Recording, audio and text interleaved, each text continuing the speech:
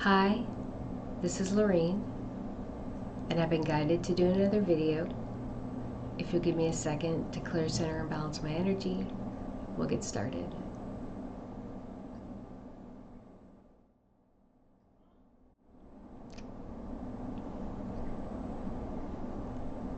This video will overwhelmingly be about how we are dissolving individual karma and moving into collective karma. There will be several areas that will be discussed in relation to this topic, but the overwhelming, overreaching topic will be dissolving individual karma and moving into collective karma. So as we release this idea of separation and understand our interconnectivity, we start to move towards unity. We reconcile duality. We reconcile left and right, hot and cold, black and white, right? We reconcile these ideas, understanding that they are constructs of this universe and they don't truly exist. So as we start to reconcile this truth, we release separation and we move towards unity. As we do that, we are learning how to master our emotional body, and we are learning to acknowledge when we're out of center and move ourselves back to center and remain in that balanced state. And as we do that, we are opening ourselves up to more information. We are opening ourselves up to our higher self and to the divine consciousness. We are opening ourselves up to truth. And as we do that, we have more access to more information that helps us grow and understand what this process is.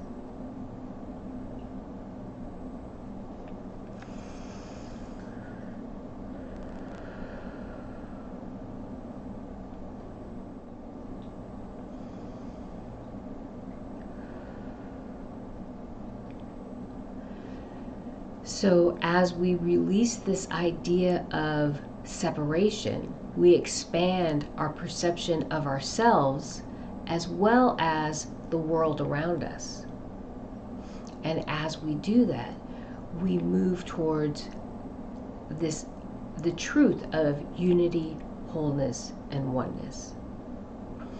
And as we expand our perception, we open ourselves up to greater knowledge and wisdom.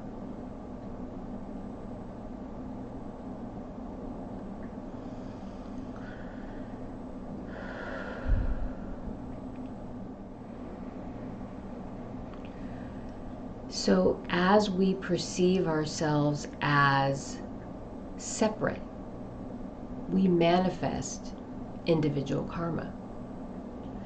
The idea of individual karma is connected to the idea of separation.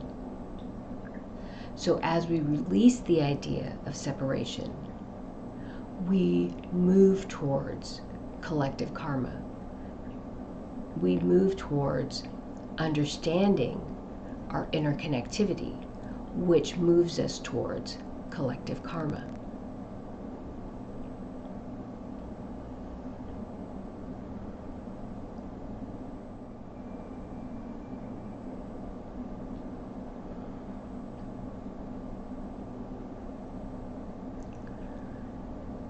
As we shift this perception of ourselves being separate and moving towards a collective concept or a collective consciousness,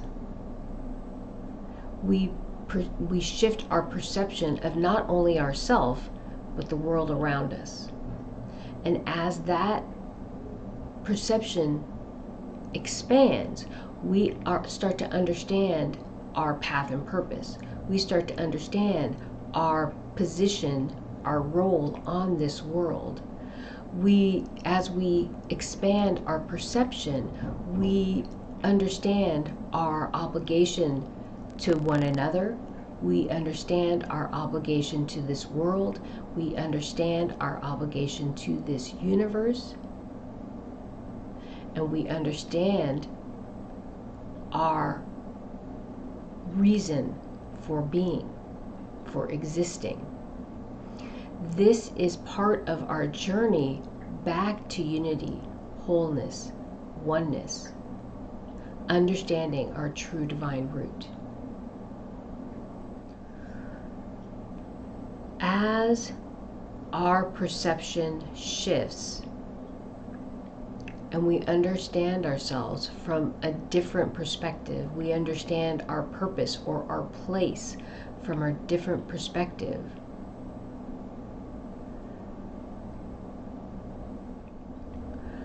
I find comfort in the truth that I create the reality I exist from my consciousness, through my emotional body. And this, I believe, is something I spoke about in a previous video. And I don't want to review that right now or get too much into detail, but I had a very strong vision that came through that showed me that I don't manifest from my consciousness, I manifest through my heart, and through my emotional body, through my heart. And as that emotion comes through my body, it's projected through my consciousness to manifest the reality I exist within. And so what has also come through in this last 5 weeks since my last video was that because it's not any one thought that creates my reality, it's the emotions that I carry within my body and that manifest and affect my consciousness. That it's no one experience that is creating my reality, right? So much of what I experience and how I respond to the world is through my emotional body, but it's projected through my words and through my behavior. But it's my emotional body that gets triggered. It can be in a positive way or in a negative way or in a neutral way. But what has come through and what I've realized so deeply is that it's always the emotional body that's driving my engagement and how I interact with people. And that's part of this transcendence, that this hasn't always been how I responded to the world around me. But as I master my emotional body and as I work towards keeping my energy balanced, and I utilize that as my tool of engagement with the world around me, I manifest through my emotional body, not through any one thought. If I do something that I feel ashamed of or I feel was inappropriate, that one thing is not going to turn my world upside down. Because this is a body of work, right? This isn't about any one thing. This is about my whole body of work, every part of me, what I do and what I put into every moment of my existence, every interaction that I have with everybody, everything, the world, not just people, animals, objects, everything, my plants, everything. It's my whole body of work. And through that, as I work towards maintaining a balanced emotional body,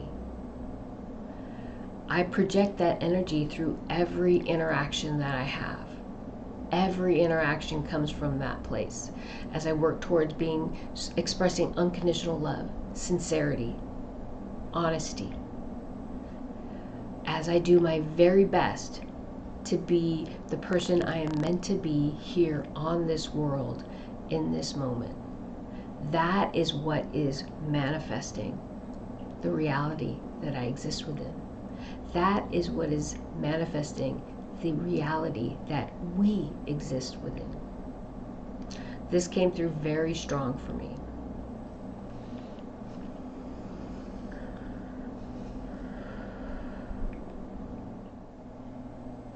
Another thing I wanted to share with you was a vision I had, and I'll do a picture-in-picture, but what you see here are just, these people are supposed to be standing next to each other. This is supposed to represent a plane of existence right here. And these triangles here are barriers, are invisible barriers between these different individuals. And the vision that came through very strongly, or the message that came through very strongly with that vision, was all these people, all of humanity, we're all here on earth perceiving ourselves on the same plane of existence, but really we're not. I can see people to my left and to my right while I'm walking down the street, but we're not all at the same level of consciousness. We're not all at the same progression in our evolution, in our spiritual evolution, in our evolution or development of our consciousness. And we're in a very unique place right now here on earth, where we have people from two different levels of consciousness existing on the same plane. But we're really not. We're really not. And what these barriers are, or what these triangles, these lines and these triangles represent, are the invisible barriers that separate us from those who are living still living from separation, still living from the idea of separation. So even though I walk up the street or down the street, or I watch TV or go on social media, and I see these people, experience these people still living from separation on seemingly the same world or plane that I am, we're not existing at the same place, because we are in a very unique position, a very unique place of divergence. Okay, we are existing at a divergent phase in our existence. And although we may see these people and engage these people, we are living at different levels of consciousness. We are at different places in our evolution. Everybody has a choice, and everybody makes a choice through every experience that they have, every conversation, every choice, every step, every thought that each individual makes is determines their level of consciousness, and it determines where they will be, if they will transcend. And it's not punishment, it's just part of our evolution. And let me repeat, all time is happening right now. Every moment in time is happening simultaneously. And I've done videos about that. I'll try to put those videos in the description, and if you want to watch them, you can. But I have talked considerably about how all time is in this now moment, and every now moment exists simultaneously. So I'm saying that because I don't want people to feel they're being singled out or being punished because their consciousness is not as evolved as somebody else's. Because somewhere in this space and time, in this now moment that is existing across the universe, you are living or existing at a more evolved level of consciousness, a more open, level of consciousness, a level of consciousness where you understand unity. You understand the collective nature of our existence, and you understand that you are truthfully one whole, unified, and you are divine. But right here in this now moment, that's where we're at. That's what I'm talking about. In this now moment, as I sit here, or in the next now moment, as I'm out the door, whatever I'm doing, when I'm engaging the world, there will be people that are seemingly next to me, my right and my left, who seem to be existing on the same plane of existence, but they're not, because they have not evolved yet. And those invisible barriers are shields. We are not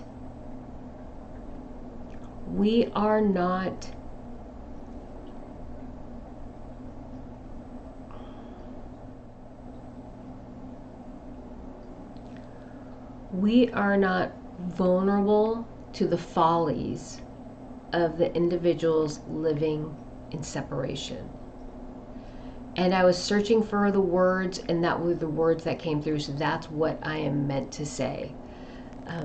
We are not vulnerable to the follies of people living from separation.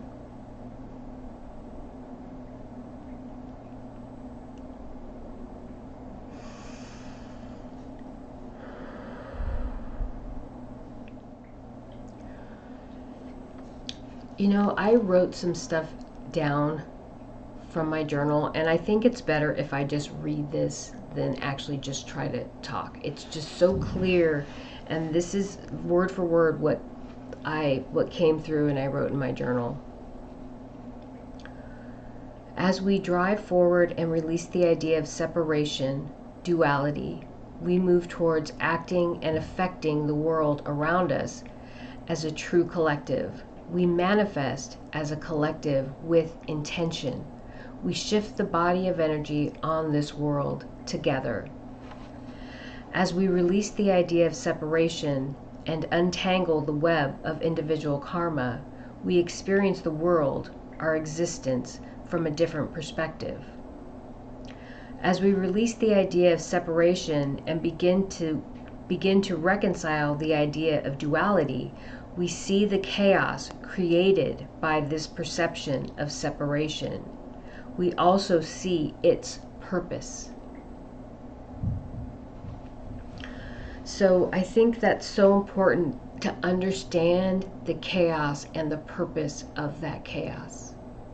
One of the most important things coming out of this transition, as we open up and reconcile duality and understand what our truth is, we begin to understand what our experience from separation was for, why we went through the things we went through. And that is so helpful in us releasing the energy connected to the emotions of those experiences. And the universe, this came in very strong. It was such a beautiful message. The universe gives us clues to the collective nature of humanity.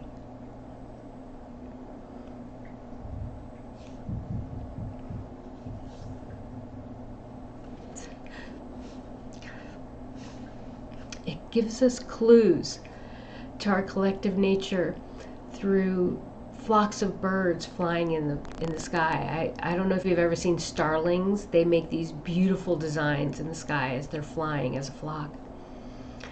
Whales migrating in the ocean. Honeybees working together. Butterflies migrating. I was raised in California, and we would go to there's an area on the coast in California that we would go to, and we would see the butterflies come, and they would hang in these trees in this grove. There'd be hundreds of thousands of butterflies, monarch butterflies, just stunning, just watching them fly together. sit and then fly together. It's just amazing. And these are clues that the universe gives us to the beauty of working as a collective. The universe also gives us clues to the fruits of those of the labor of working as collectives. So we have the trees, we have the bees that create honey, the birds, butterflies pollinate, birds drop seeds, germination, reseeding, all these things that these animals do, and insects that they do by instinct, just by their intuition and by they propagate, they care for, and they heal our mother. And when they do this, as they do this, they heal us. And this was a new message that came into me, and it's just so beautiful. I've always been a nature lover. I've always been someone who loves the water and loves hiking, and it just touched my soul and so deeply.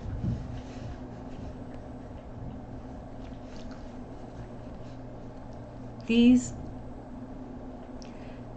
creatures on our world, they show us the way. They are our guides. They are our elemental guides. They are showing us what we're meant to do. So many people look out to space and they're looking for all these extra dimensional beings to come and save us. We will save ourselves, and we have everything we need to do that. There is so much beauty on this world. So much beauty on this world, and it is speaking to us, and it is telling us what we need to do. It is speaking loudly. We just need to open our hearts and listen.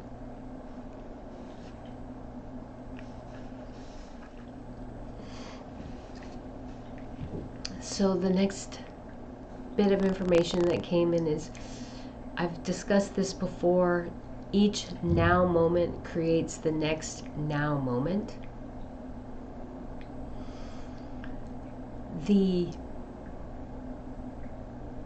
Each now moment is a moment of creation, and the universe is in constant creation. The divine consciousness is constantly creating. And because the divine consciousness is in a constant state of creation, so are we. As we open up and we begin to understand and accept duality is a construct, and we reconcile duality into unity, as we move through this process of releasing separation and reconciling duality, we start to understand the creative power of the emotional body.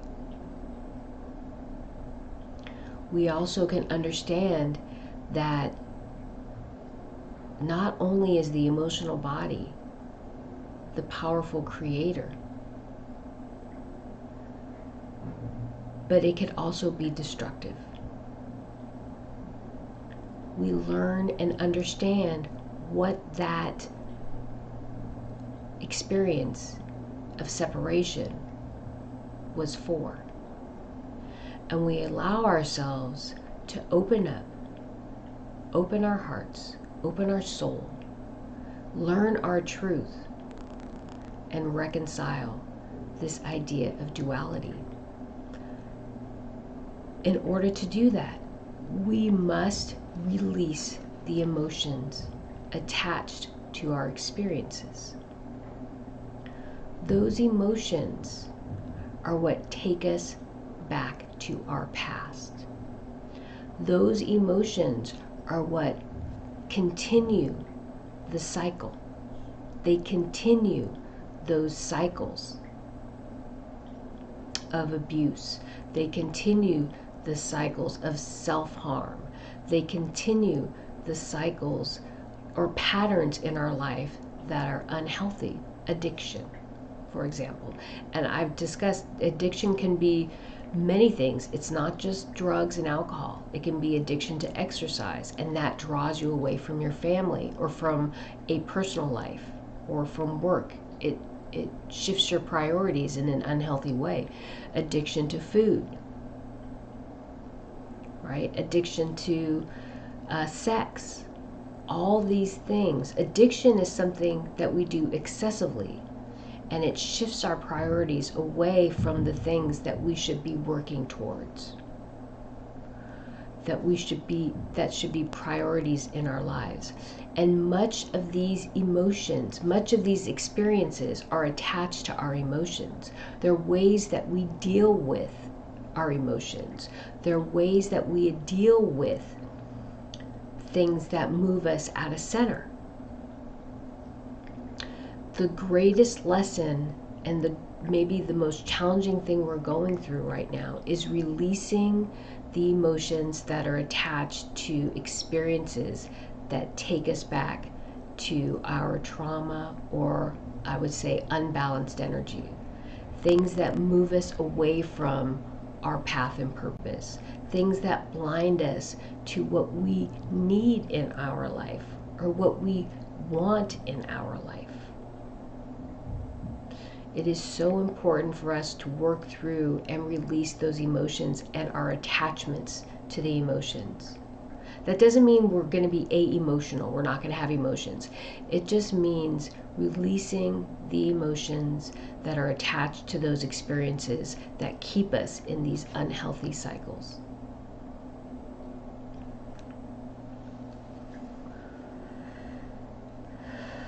It's those memories, it's those emotions that bring the past into the present. We are in this now moment. Each now moment is a moment of creation. Each now moment is a moment for us to bring something new into our experience.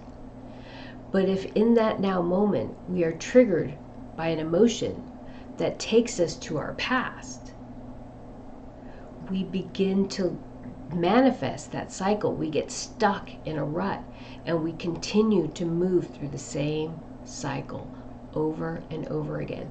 Each now moment gives us an opportunity to change that.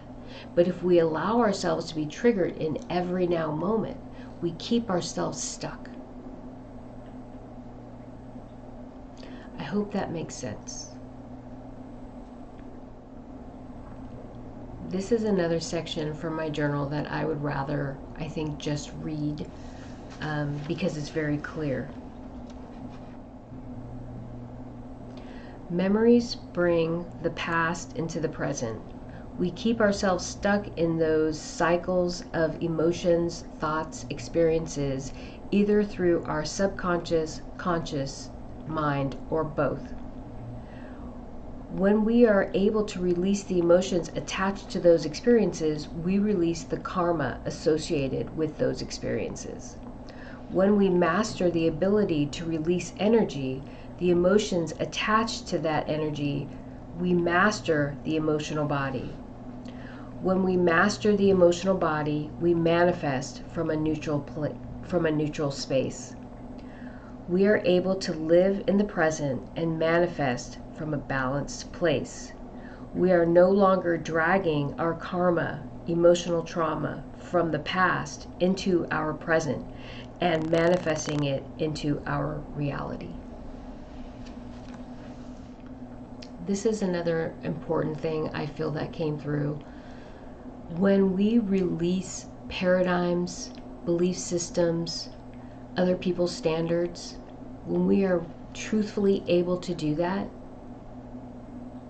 when people judge us based on those belief systems, paradigms, and standards, it doesn't affect us because we found a different place to live from.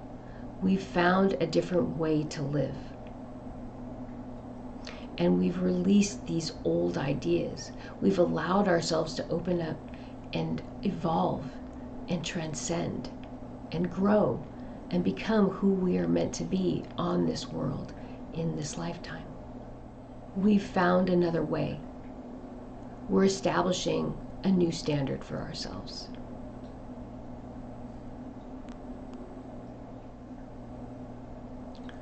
Karma is carried in the things we hold on to. Karma is carried in the things we hold on to. That's why it's so important to be able to release things. Release it from our consciousness and release it from our emotional body so we can move forward from a new, healthy place.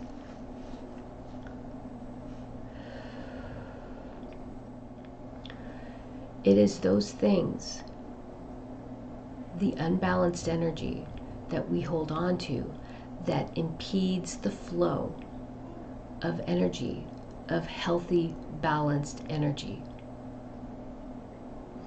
Those imbalanced emotions are connected to karma. When we release that karma, when we release those emotions, when we release those thoughts that are impeding our flow of energy, the flow of divine energy coming to us, that is when we manifest our most beautiful selves and our most beautiful world.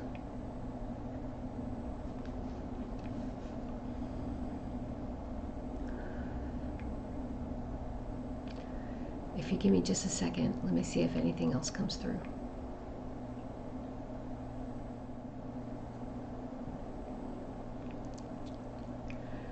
Okay, that's it. Thank you.